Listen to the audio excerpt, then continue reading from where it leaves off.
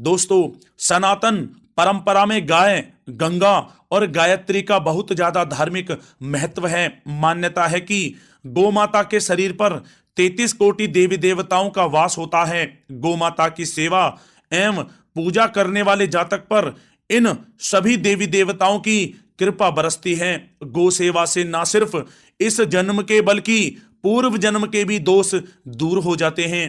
प्रत्येक सुबह जब आपके घर में भोजन बनना प्रारंभ हो तो सबसे पहले बनाई गई रोटी को आप गौ माता के नाम से निकाल दें और भोजन करने से पूर्व गौ माता को इस रोटी को खिलाएं। यदि संभव हो तो काली गाय को खिलाएं। यदि काली गाय ना मिले तो सफेद गाय को भी आप खिला सकते हैं। प्रत्येक पूजा और मांगलिक कार्य में गौ माता या उनसे जुड़ी चीजें जैसे गाय का गोबर, गोमूत्र, गाय का दूध अथवा गाय के दूध से बना घी अवश्य शामिल करें। इससे आपको पुण्य फलों की प्राप्ति होगी। सनातन परंपरा के अनुसार जिस घर में गाय होती है उस घर से जुड़े सभी वास्तु दोष स्वतः ही समाप्त हो जाते हैं। किसी भी पूजा में गाय से प्राप्त पंचांगव्य युक्त पदार्थ का उपयोग अवश्य शामिल करें, क्योंकि पंचांगव्य के बिना कोई भी पूजा पाठ और हवन सफल नहीं होता। या दोस्तों, गो कृपा पाने के लिए प्रतिदिन, सप्ताह अथवा महीने में परिवार समेत एक बार गौशाला जाने का नियम जरूर बनाएं और वहां गायों को हरा चारा जरूर खिलाएं। इससे आपको शुभ फलों की प्राप्ति होगी और साथ ही साथ गौ सेवा और गौ पूजा से 9 ग्रह शांत हो जाते हैं और इनसे जुड़े दोषों का निदान हो जाता है। गर्मियों में गौ माता को पानी पिलाएं और सर्दी में गौ माता को गुड़ अवश्य खिलाएं। ध्यान रखें कि गर्मियों में गाय को गुड़ ना खिलाएं। अनेक देवी देवताओं को अपने शरीर पर धारण करने वाली गौ माता से जुड़े कई शुभ और अशुभ संकेत भी होते हैं। मसलन, गाय का दूध दुहाते समय यदि गाय ठोकर मार दे और सारा दूध बिखर जाए तो अपशगुन होता है। यदि कोई यात्रा पर निकल रहा हो और गाय अपने बछड़े को दूध पिलाती सामने आ जाए तो निश्चित रूप से जिस यात्रा के लिए आप निकले हैं वह यात्रा आपके लिए अवश्य ही सफल होगी और वह काम जिसके लिए आप निकले हैं वह अवश्य ही पूर्ण होगा। यात्रा पर जाते समय बाईं ओर गाय की आवाज आना और रात्रि में गाय की हुंकार करना भी शुभ होता है। दोस्तों, साथ ही साथ गाय के साथ आप भूलकर भी ये काम ना करें, अन्यथा मिलता है घोर नरक और जीवन भर की परेशानियां। जय दोस्तों, गाय को राष्ट्रीय पशु बनाए जाने और इन्हें मौलिक अधिकार दिए जाने की बात हो रही है तो सवाल उठता है कि गाय जब भारतीय संस्कृति का अहम हिस्सा है तब भी गाय के साथ लोग खराब व्यवहार कैसे कर लेते हैं। गाय दर दर भटकती रहती है, भरपेट इन्हें चारा तक लोग नहीं देते। गाय जब तक दूध देती रहती है तो उनकी सेवा होती है और जैसे ही दूध देना बंद कर देती है तो लोग इन्हें उनकी किस्मत पर छोड़ देते हैं, सड़कों पर और गलियों में भटकने के लिए। ऐसे में गोवंशी जीवों को कोई डंडे से मारता है तो कोई उन पर पानी डाल देता है।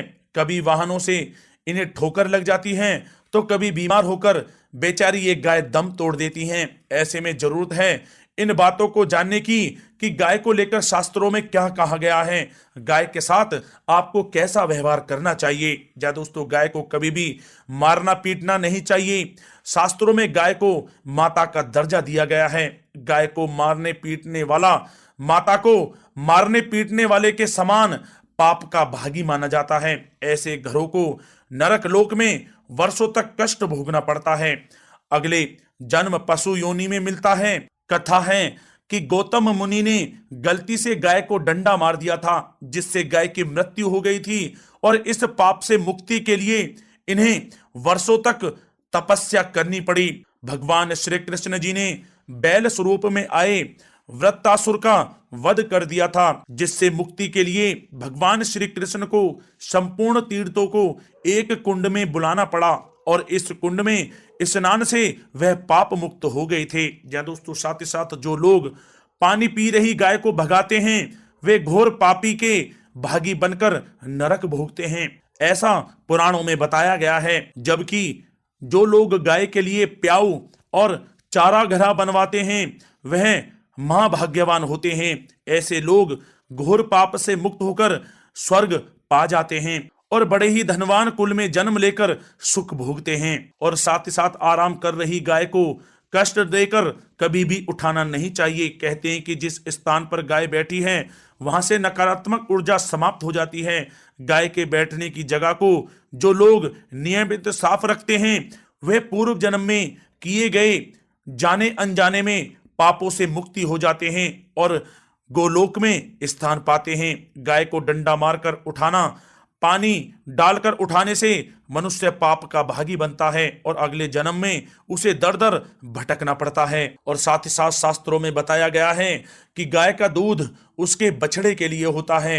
गाय के बछड़े से बचा हुआ दूध ही मनुष्य को लेना चाहिए, लेकिन कुछ लोग एक बार गाय को दूह लेने के बाद फिर से बछड़े के लिए बचा हुआ दूध भी दूह लेते हैं। ऐसा करना घोर पाप कहा जाता है। ऐसे दूध को दुहाने वाला और ग्रहण करने वाला दोनों ही पाप के भागी बन जाते हैं। दोस्तों, साथ ही साथ शास्त्रों में कहा गया है कि गोवंश यानी गाय और बैल के पीठ पर नहीं बैठना चाहिए। इनके पीठ पर बैठने से महापाप लगता है।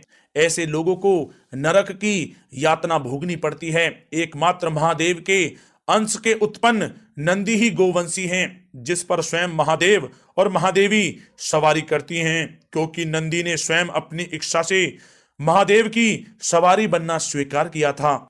और साथ ही साथ शास्त्रों में गाय के दान को बहुत ही महत्व दिया गया है, लेकिन ऐसी गाय का दान कभी नहीं करना चाहिए जो बूढ़ी और बीमार हो। कठोपनिषद में नचिकेता की कथा भी इस संदर्भ में है कि जिस नचिकेता ने पिता द्वारा बूढ़ी गाय को दान करने पर आपत्ति जताई थी, दूध देने वाली और बछड़े सहित जो लोग गाय का दान करते हैं वह महान पुण्य को प्राप्त करके स्वर्ग में स्थान पाते हैं। दोस्तों, साथ ही साथ सूर्य, चंद्र, मंगल या शुक्र की युति राहु से हो तो पितृ दोष होता है। यह भी मान्यता है कि सूर्य का संबंध पिता से एवं मंगल का संबंध रक्त से होने के कारण सूर्य यदि शनि, राहु या केतु के साथ स्थित हो या दृष्टि संबंधी हो तथा मंगल की युति राहु या केतु से हो तो पितृ दोष होता है। इस दोष से जीवन संघर्ष में बन जाता है। यदि पितृ दोष हो तो गाय को प्रतिदिन या किसी भी एकादशी को या किसी पूर्णिमा के दिन या अमावस्या को रोटी, गुड़, चारा आदि खिलाने से पितृदोष समाप्त हो जाता है। साथ ही साथ देसी गाय की पीठ पर जो ककुद कुबड़ होता है वह बृहस्पति गुरु हैं। अतः जन्म पत्री में यदि बृहस्पति अपनी नीच राशि मकर में हो या अशुभ स्थिति में हो तो देसी गाय के इस बृहस्पति भाग एवं शिवलिंग रूपी कुबड़ के दर्शन करने चाहिए। गुड़ तथा चने की दाल रखकर गाय को रोटी भी दें, इससे आपको शुभ फलों की प्राप्ति होगी। और साथ ही साथ यदि आप रास्ते में जा रहे हों और सामने से गौ माता आती हुई दिखाई दें तो गौ माता को आप अपनी दाहिनी ओर से जाने देना चाहिए। आपकी यात्रा अवश्य ही सफल होगी। और साथ ही साथ यह संकेत भी जान लें,